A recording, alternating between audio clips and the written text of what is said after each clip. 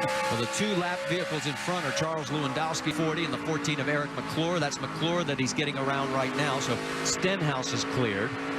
Here comes Carl. We're down to 3 laps to go. I don't think Carl has anything for it. And Carl had to lift off turn 2. He didn't. He caught the 14 in the wrong place.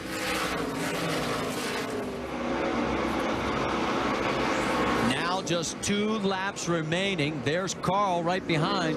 It's now 7/10 of a second. So in the last 2 laps, Stenhouse has actually lengthened the lead.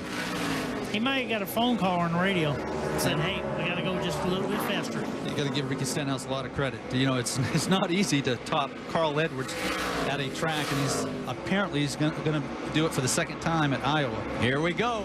7/8 of a mile to go for Ricky Stenhouse Jr. He picked up his first career win here back in May. And all he has to do now is negotiate 2 more corners, and he's going to do it again at Iowa Speedway. He dominated last week, Marty. Didn't get the win, but it looks as though he's got a little redemption in mind here tonight. Oh, look out as he has a tire situation. Here comes Edwards right into it. They cross the line, and guess who wins the race? Stenhouse. Thanks to Carl Edwards. Gave him Crazy finish. Sadler comes across the line 3rd, Wise 4th, Almirola 5th, and Reed Sorensen wins the $100 grand in the dash for cash. And Ricky wins for the 2nd time, courtesy of a shove from Carl Edwards. If Carl could have avoided him, he would have won the race, but he had nowhere to go. He couldn't react quick enough. I've never seen anything like it. I've never have either. Look at what's left in the front end of the Fastenal Ford. Oh, my gosh. Ricky had a tire going down, which tells you how hard he was driving. It is official from NASCAR. The 6th car crosses the line first as we saw it. There he is saying, hey, it may not look pretty, but I'm the winner. This has been an unbelievable race, has it not? Let's look at this. I want to be in the team meeting at Roush Fenway on Tuesday. That's all I know. It's appropriate that it finished this way. All right, take another look at this.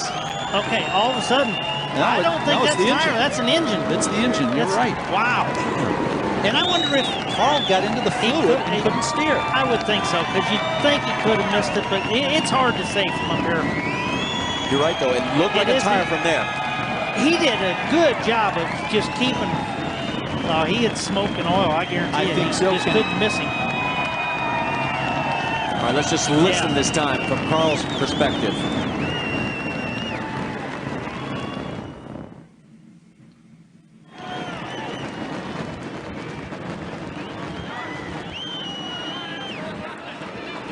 You could hear the rear tire spinning. And you couldn't see anything, and neither could Carl. No, and he couldn't steer. All right, let's show you this finish. The margin of victory is 66/1000th of a second.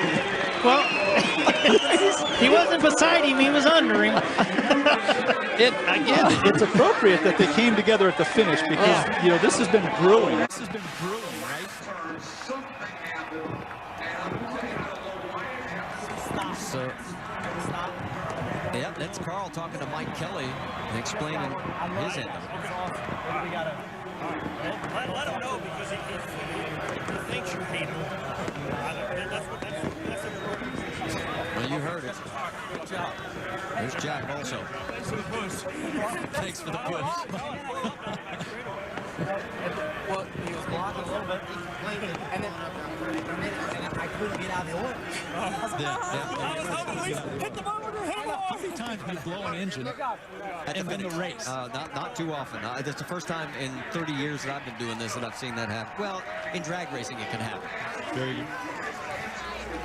I'll tell you what, it's 5th 1-2 finish this year, but by far this is the most bizarre and most interesting that we've had, and we're going to take you along one more time.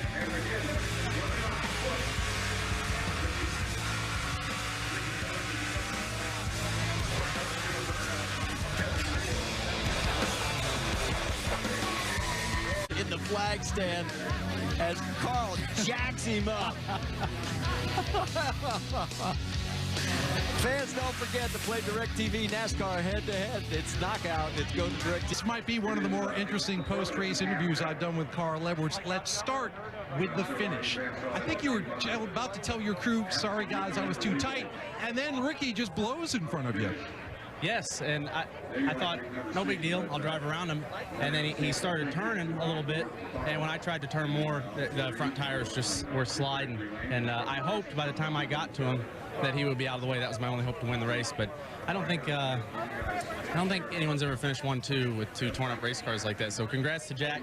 I got to thank Fastenal for being a part of this. It was a huge day for us. It's fun to come up here and race here in front of this crowd, and you know, a great finish for Ricky. No car down here in Victory Lane. Ricky Stenhouse Jr.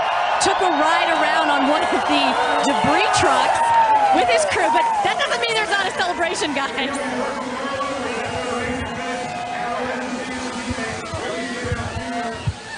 Ricky Stenhouse Jr. sweeps here at Iowa. Okay, first question, last lap. What happened to the car?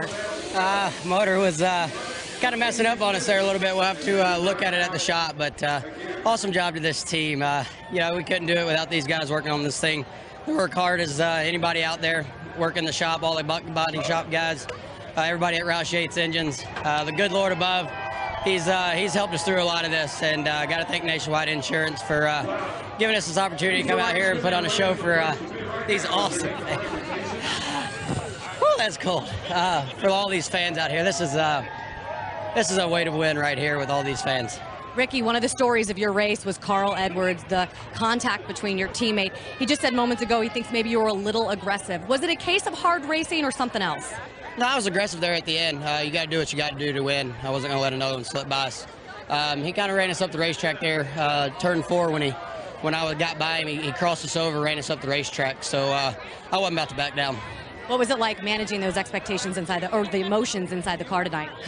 Yes, Mike Kelly, it was tough, and Mike Kalanoff, they try to calm me down as much as they can. I get a little flustered sometimes, but you know, I just wish we had Black Angus beef and Cargill on this thing. We got a white Mustang. Hopefully it won't be white for the rest of the year.